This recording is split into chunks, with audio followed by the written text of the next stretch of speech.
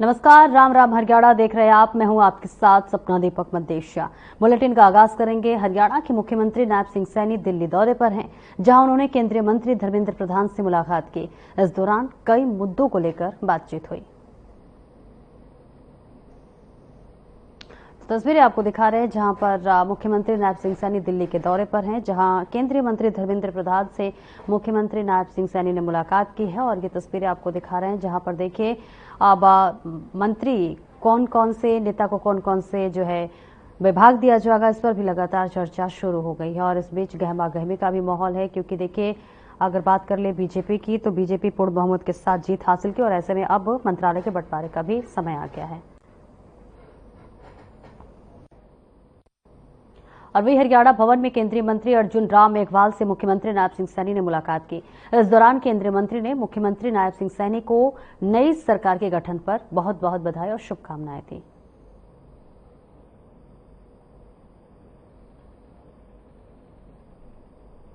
तो देखिए तस्वीर आपको दिखा रहे हैं जहां पर मंत्री अर्जुन राम मेघवाल से मुख्यमंत्री नायब सिंह सैनी मिलते हुए नजर आ रहे हैं और इसी के साथ साथ एक दूसरे को जीत की बधाई भी देते हुए नजर आ रहे हैं। आपको बता दें हरियाणा में बीजेपी पूर्ण बहुमत के साथ जीत हासिल की और अब जो है मुख्यमंत्री नायब सिंह सैनी दूसरी बार मुख्यमंत्री पद की शपथ भी ले चुके हैं। तीसरी बार जो है हरियाणा में बीजेपी की सरकार बनी है और ऐसे में जो जोश है वो लगातार बीजेपी पे जरूर देखते हुए नजर आ रहा है। और वहीं दूसरी ओर देखिए अब नायब सिंह सैनी एक बार फिर से दिल्ली दौरे पर पहुंचे हुए हैं और जहां तमाम केंद्रीय मंत्रियों से इनकी मुलाकात जारी है। और इस बीच ये तस्वीरें दिखा रहे हैं जहां पर केंद्रीय मंत्री से मुख्यमंत्री नायब सिंह सैनी की मुलाकात की तस्वीरें आपको दिखा रहे हैं। दिल्ली पहुंचे हुए हैं मुख्यमंत्री नायब सिंह सैनी और यहां पर मंत्री अर्जुन मेघवाल से मिलते हुए नजर आ रहे हैं और इसी के साथ साथ एक दूसरे को गुलदस्ता देकर जीत की बधाई और आगे का जो कार्यकाल है उसे सुचारू रूप से जो है चलाने के लिए एक दूसरे को भी बधाई देते हुए नजर आ रहे हैं। फिलहाल ये तस्वीरें आपको दिखा रहे हैं जहां पर मुख्यमंत्री नायब सिंह सैनी दिल्ली दौरे पर हैं, जहां पर उन्होंने केंद्रीय मंत्री धर्मेंद्र प्रधान से मुलाकात की, मंत्री अर्जुन राम मेघवाल से भी मुलाकात की है। और इस मुलाकात की तस्वीरें इस वक्त आपकी टीवी स्क्रीन पर दिखा रहे हैं, जहां पर मुख्यमंत्री नायब सिंह सैनी की मुलाकात अर्जुन मेघवाल से हो रही है।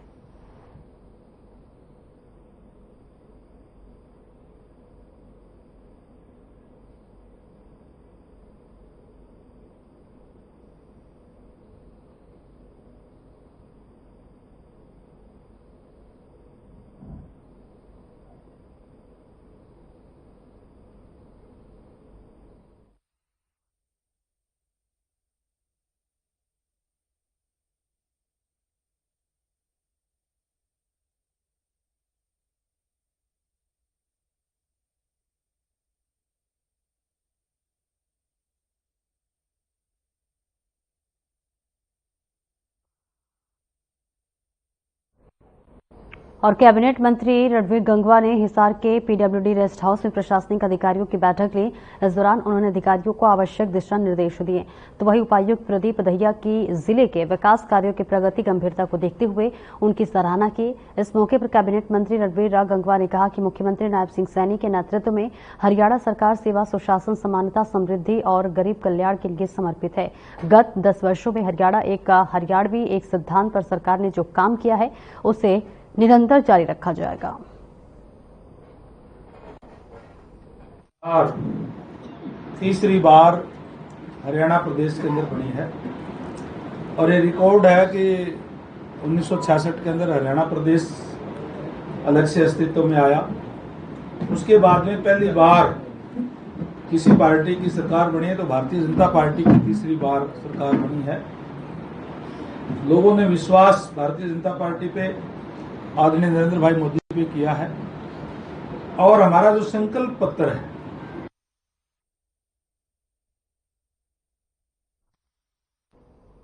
और हरियाणा के राज्य मंत्री राजेश नागर का कुरुक्षेत्र पहुंचे, जहां उनका पूर्व मंत्री सुभाष सोधा सहित विभिन्न संस्थाओं के सैकड़ों प्रतिनिधियों ने स्वागत किया।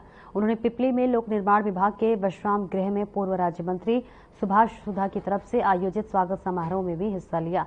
इसी के साथ साथ इस मौके पर राजेश नागर ने कहा कि प्रदेश सरकार विकसित और मॉडर्न हरियाणा के विजन को लेकर एक रोड मैप तैयार करेगी और इस रोड मैप के अनुसार ही हरियाणा प्रदेश को हर क्षेत्र में देश का नंबर 1 राज्य बनाने का हर भरसक प्रयास करेगी।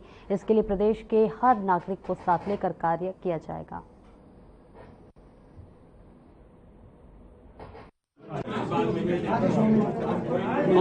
तो मैं सबसे पहले तो अपने बड़े भाई, हमारे पूर्व मंत्री रहे, हमारे गुरु कह सकता हूँ, मेरे गुरु भी रहे, राजनीतिक गुरु, और जिनकी मार्गदर्शन में मैंने पूरा राजनीतिक अपना सफर तय किया, ऐसे सुभाष शुक्ला जी को बहुत बहुत धन्यवाद और आभार प्रकट करता हूँ, जो यहाँ बुलाकर मेरा जो मान किया, सम्मान किया, स्वागत किया।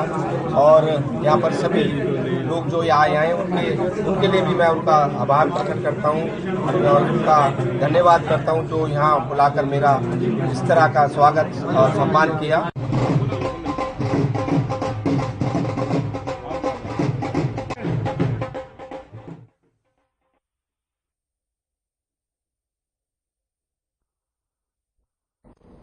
और कैबिनेट मंत्री विपुल गोयल फूलों की वर्षा के साथ अंबाला प्रशासन और बीजेपी कार्यकर्ताओं ने जोरदार स्वागत किया।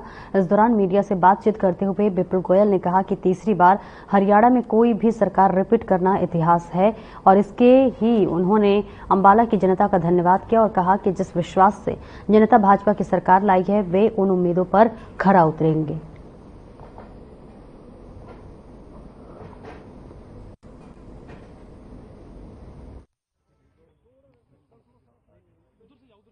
इतिहास रचने का काम किया। तीसरी बार भारतीय जनता पार्टी की सरकार, किसी भी पार्टी की सरकार तीसरी बार रिपीट करना हरियाणा के अंदर इतिहास है। हरियाणा की जनता ने आज इतिहास रचा है और भारतीय जनता पार्टी की सरकार को तीसरी बार रिपीट किया पूर्ण बहुमत से।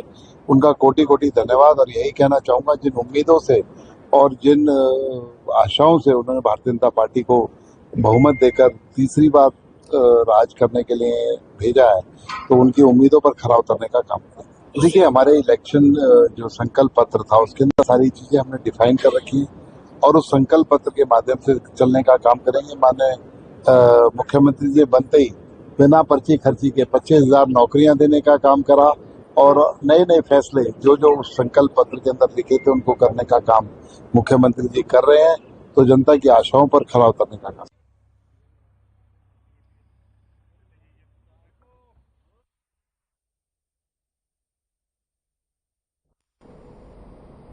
और खबर पंचकुला से है, जहां के मोरनी टिक्कर रताल स्थित काली घाटी के पास एक बच्चों से भरी बस 100 फीट गहरी खाई में जा पलट गई। हादसे का शिकार हुई बस ननकाना साहिबा पब्लिक स्कूल मलेर कोटला पंजाब की बताई जा रही है, जिसमें 45 बच्चे तथा 3 अन्य लोग सवार थे। इस हादसे में बस ड्राइवर सहित कई बच्चों को चोटें आई हैं, जिनमें बस ड्राइवर के अलावा बस में बैठे सभी लोग सुरक्षित हैं। बस ड्राइवर की हालत गंभीर बताई जा रही है, जिसका इलाज पंचकुला के सेक्टर 6 के सामान्य अस्पताल में चल रहा है।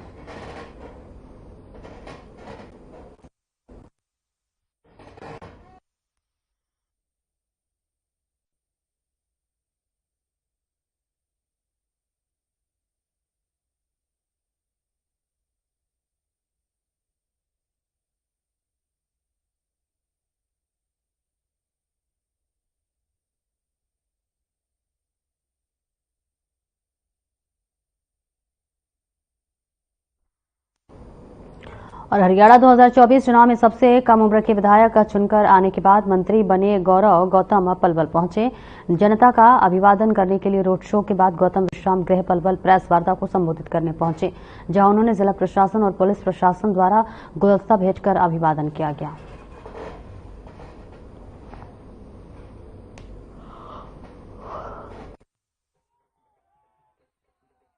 और आज बहुत ही पलवल के लिए गौरव का क्षण है कि मेरे छोटे भाई गौरव गौतम को आज हमारे माननीय मुख्यमंत्री नायब सिंह सैनी जी ने जो यहाँ एक मंत्री पद का तोहफा दिया है, वो बहुत पलवल जिले के लिए बहुत खुशी की बात है। और पलवल जिले की जनता के लिए भी हरेंद्र भाई को होडल से विधायक बना करके और गौरव गौतम को पलवल से विधायक बना करके जनता का आभार व्यक्त करता हूं और जो उम्मीद उन्होंने मेरे से की है, मैं प्रयास करूंगा उन उम्मीदों पर खरा उतरूं। कोई जानकारी आपके पास आए तो जरूर मेरे पास भिजवाइएगा। सरकार 0 टॉलरेंस के साथ काम करेगी। भ्रष्टाचार का कोई भी व्यक्ति बख्शा नहीं जाएगा।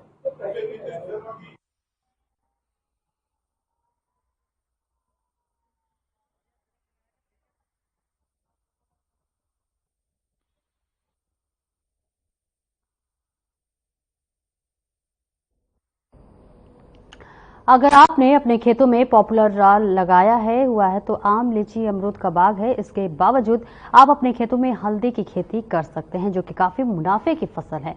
इसके लिए बहुत ज्यादा मेहनत नहीं करनी पड़ेगी। यमुनानगर में जिला बागवानी विभाग द्वारा एक विशेष वर्कशॉप का आयोजन किया गया, जिसमें हल्दी से जुड़े विशेषज्ञों ने शामिल होकर किसानों को जानकारी दी कि वह कैसे अपने खेतों में हल्दी लगाकर भारी मुनाफा कमा सकते हैं, जिससे कि भारी आमदनी होती है। वहीं यहां पर कार्यक्रम में पहुंचे हल्दी उत्पादक कंपोज का कहना है कि उनके लिए यह वर्कशॉप काफी महत्वपूर्ण है।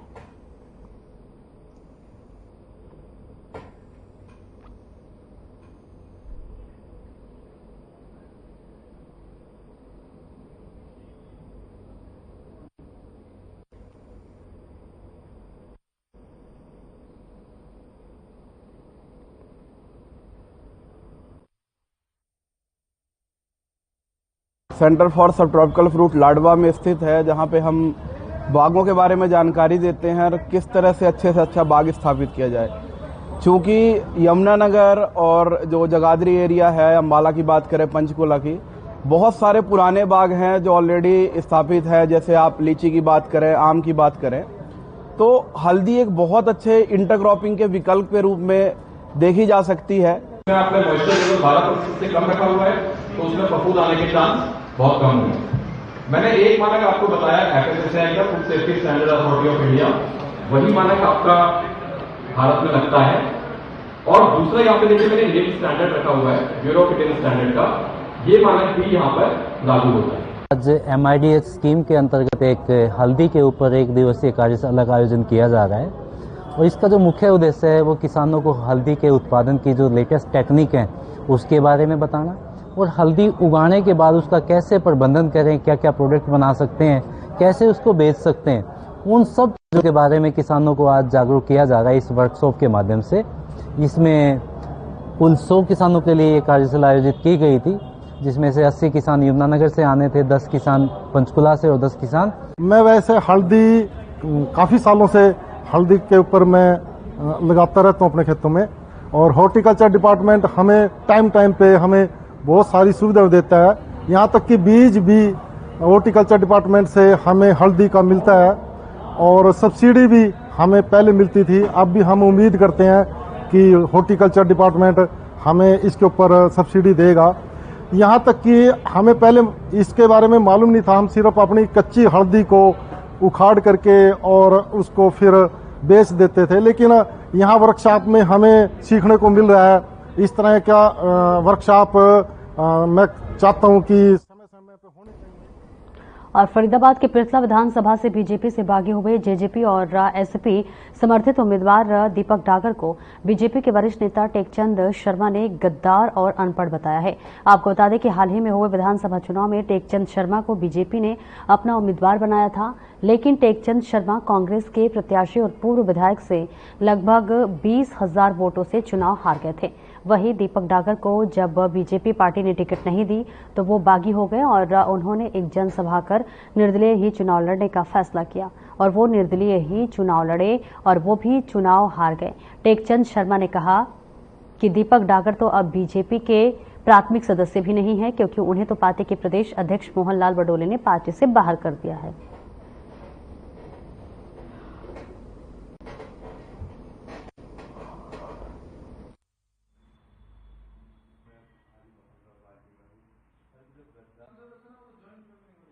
दीपक डागर भारतीय जनता पार्टी के प्राथमिक सदस्य भी नहीं हैं। जो प्राथमिक सदस्य थे और जिन्होंने पार्टी की खिलाफत करके चुनाव लड़ा था, वो कल माननीय मोहनलाल बडोली जी के माध्यम से निकाले जा चुके हैं।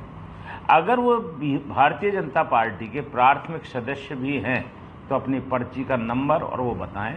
हमारी पार्टी के अंदर गद्दारों के लिए कोई जगह नहीं होती है।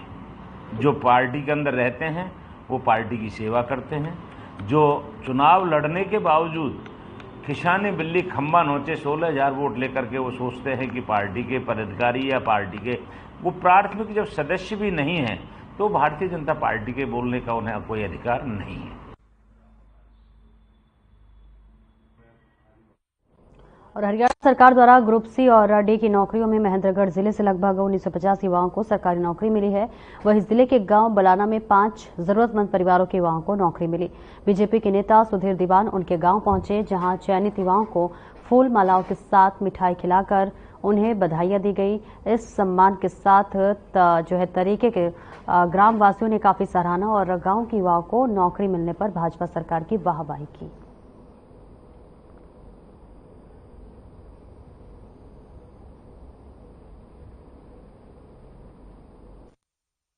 मेरा सिलेक्शन हरियाणा पुलिस के अंदर हुआ है। तो आप कैसा महसूस कर रहे हैं? मैं बढ़िया महसूस कर रहा हूँ। क्या इस तरीके से आपको नौकरी मिली है तो आप क्या संदेश देना चाहेंगे? यही कि मेहनत से नौकरी मिलती है, कर प्रति खर्च के मिल रही है ईमानदार सरकार। और मेरा सिलेक्शन एसएससी कलरक में हुआ है, पीडब्ल्यूडी डिपार्टमेंट में लगा हुआ है और पहले मैं ग्रुप डी में था, इसी सरकार में लगा था। कैसा महसूस कर? अच्छा महसूस हो रहा है सर। क्या युवाओं को संदेश देंगे? कि पढ़ो लिखो और तभी नौकरी मिलेगी। हमारे यशस्वी मुख्यमंत्री नायब सिंह सैनी ने कहा था कि पहली कलम से मैं इनका रिजल्ट निकालूंगा और इनको नौकरी दूंगी। वैसे ही उनकी कथनी और करनी में कोई अंतर नहीं है। उन्होंने पहली कलम से ये कार्य किया और हमारे महेंद्रगढ़ के 1980 बच्चे सी और डी ग्रुप की नौकरियों में लगे हैं और एक बाहरी खुशी का माहौल पूरे इलाके में है। आज उसी के तहत हमने ये फैसला किया कि भाई पहले तो जब कांग्रेस सरकार में नौकरियां मिलती थी तो नेताओं के पास कई दिनों तक घूमना पड़ता था, उसके बाद नेताओं के पास मिठाई लेकर के जाना पड़ता था। जी मतलब 1 रुपया लागेगा रिश्वत का और बहुत बढ़िया मान सम्मान हो रहा है जी। हाँ, पहले रिश्वत मांगता वो बात है को नहीं, सीधा जो पढ़ो लिखो और मेहनत करो। हरियाणा पुलिस में कांस्टेबल के पद की हुआ है। कैसा महसूस कर रहे हैं? क्या लगता है? अच्छा फील कर। और वहीं प्रदेश के राज्य मंत्री गौरव गौतम का भव्य स्वागत किया गया। भारी संख्या में कार्यकर्ता और स्थानीय नागरिकों ने मिलकर फूल मालाओं के साथ गौरव गौतम का स्वागत किया है। राज्य मंत्री गौरव गौतम प्रेस वार्ता की जानकारी दी।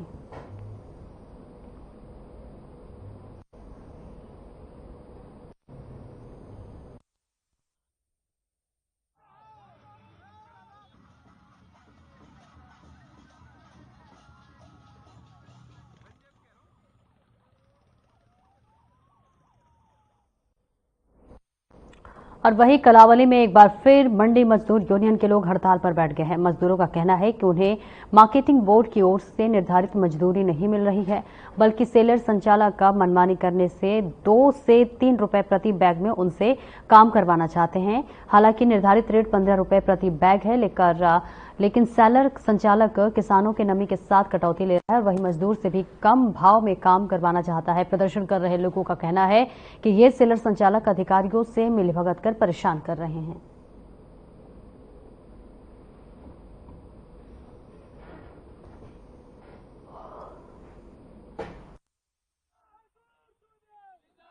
आज हम जो धरने को लेकर के बैठे हैं कि जो हमारे सरकारी रेट आते हैं, जो सरकार हमारे रेट बेचती है, उससे ये ऐसे करते हैं, उसमें ये हमको खराब करते हैं। सेलर वाले यहाँ पे हमारे ये सरकार निर्धारित करके रेट बेचती है, वो रेट हमको ये नहीं दे रही। जबकि जी मजदूरी के लिए बैठे सर जी, रेट नहीं दे रहा है, कमाई नहीं हो रहा है किसी को। तो आप भी पूरा रूप से यो लेबर को समर्थन दे? जी समर्थन दे रहे हैं। आपकी सारी लेबर यहाँ पे? जी सारी लेबर है। तो आप सेलर की लेबर है या फिर आप? मैं मंडी का पहले, उसके बाद सेलर। पहले मंडी कम होता सर जी, पहले उसके बाद सेलर जाता है। तो आप भी पूरा रूप। और खबर सिरसा के एलानाबाद से है, जहां एलानाबाद की एनवीटी थ्रेसर कंपनी की संपूर्ण भारतवर्ष में अपनी अलग पहचान है। विभिन्न अनाजों की क्वालिटी के हिसाब से अनेकों डिजाइनों में तैयार किए गए थ्रेशर किसानों के लिए वरदान साबित हो रहे हैं। वहीं किसानों के समय और लागत के मुनाफे में भी एनवीटी थ्रेसर कामयाब हो रहे हैं। आपको बता दें कि एलानाबाद शहर अब फसल निकालने वाले थ्रेसरों के मामले में हब बनता जा रहा है। एलानाबाद में बनने वाले एनवीटी कंपनी के थ्रेसर पूरे भारतवर्ष में अपनी अलग पहचान रखते हैं तथा पूरे भारत में थ्रेसर ब्रांड बने हुए हैं। कंपनी निदेशक मक्खन सिंह ने बताया कि 1996 से उन्होंने एनवीटी थ्रेसर निर्माण कंपनी की शुरुआत एलानाबाद से की थी, जो कि अब पूरे देश में प्रसिद्ध है।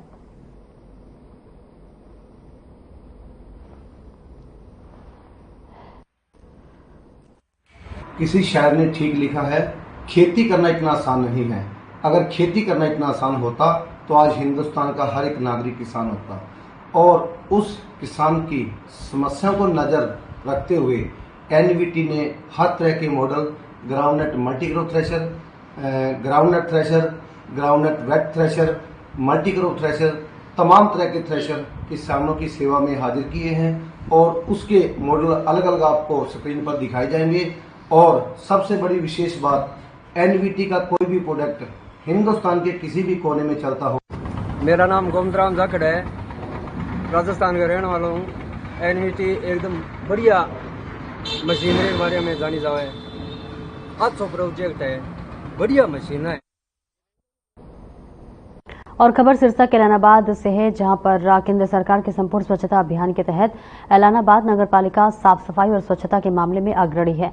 आपको बता दें कि नगरपालिका चेयरमैन राम सिंह सोलंकी की अभिनव पहल के चलते शहर में कहीं पर भी कचरे और गंदगी का नामो निशान तक नहीं है। और वहीं नगरपालिका चेयरमैन राम सिंह सोलंकी ने पत्रकारों से बातचीत करते हुए बताया कि शहर के हर वार्ड में नगरपालिका के कचरा संग्रहण वाहन वार्डों के हर घरों के आगे से कचरे को इकट्ठा करते रहते हैं। हमारी यानी कि सफाई का काम डेली चलता है, स्पेशली जिस प्रकार से डोर टू डोर है, डोर टू डोर हमारा डेली घरों से कूड़ा उठाने का काम डेली चलता है और डेली सफाई का काम अभियान है। नाइट स्वीपिंग का काम भी हमारा चल रहा है, तो लगभग हमारा शहर बिल्कुल साफ सुथरा रखने की कोशिश करते हैं। और दिवाली को देखते हुए तो हम यानी कि स्पेशल अभियान ये चलाएंगे कि दिवाली से पहले और दिवाली के बाद तक किसी भी प्रकार की कोई भी कहीं कचरा नहीं आए, कहीं कूड़ा नहीं आए, हर समय बिल्कुल साफ सुथरा रहे। सर, शहर में कितने व्हीकल हैं जो कचरा उठाने का काम कर रहे हैं या कोई सेफ्टी टैंक? डोर डोर में कम से कम हमारे यानी कि 10 से 11 व्हीकल्स हैं जो चले हुए हैं, डोर डोर कचरा उठाते हैं। 4 ट्रैक्टर हैं, ट्राली हैं जो यानी कि कचरा उठाने का काम करते हैं।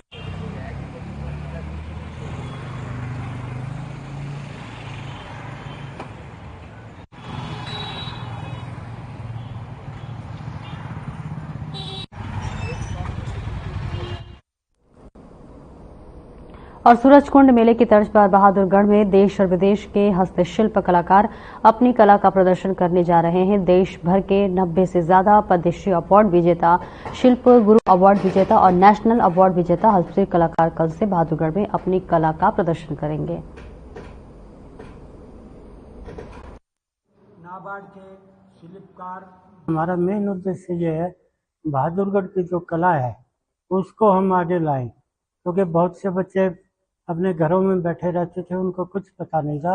और जब से ये प्रोग्राम शुरू हुआ है, हमने काम शुरू किया है, तो हमारा यहाँ पे प्राचीन कारीगर एसोसिएशन के साथ नाबार्ड समर्थित एक मेला शुरू हो रहा है। इसमें हमारे देश भर के जितने भी कलाकार हैं, जिसमें हमारे बहादुरगढ़ के लोकल कलाकार पूरे हरियाणा से और पूरे देश से, और इनके साथ उज्बेकिस्तान के भी कुछ कलाकार आ रहे हैं।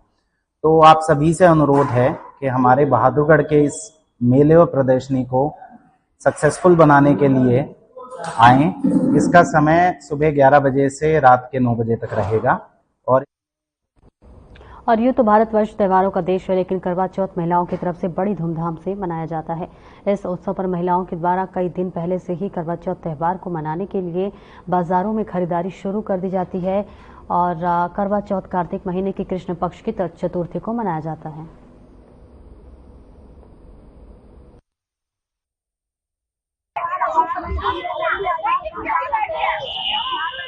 इसके पीछे कोई पुरानी कथा है, कुछ बात है?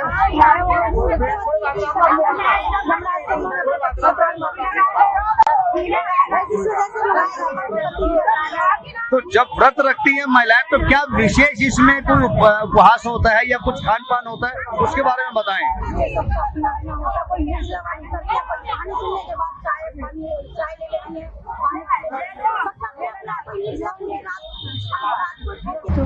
पति की दीर्घायु के लिए मनाया जाता है और ये हमारी भारतीय संस्कृति का प्रतीक भी है। जितने भी त्योहार हम मनाते हैं ये हमारी भारतीय संस्कृति। कब का है करवा चौथ? तो क्या क्या चीज बेच? और करवा चौथ के लिए बाजारों में रौनक बढ़ गई है। नवरात्रि और दीपावली के बीच पड़ने वाला ये पर्व दूसरा सबसे बड़ा महापर्व होता है। और वही करवा चौथ का जो व्रत होता है वो विवाहित स्त्री अपने पति की लंबी आयु के लिए रखती हैं।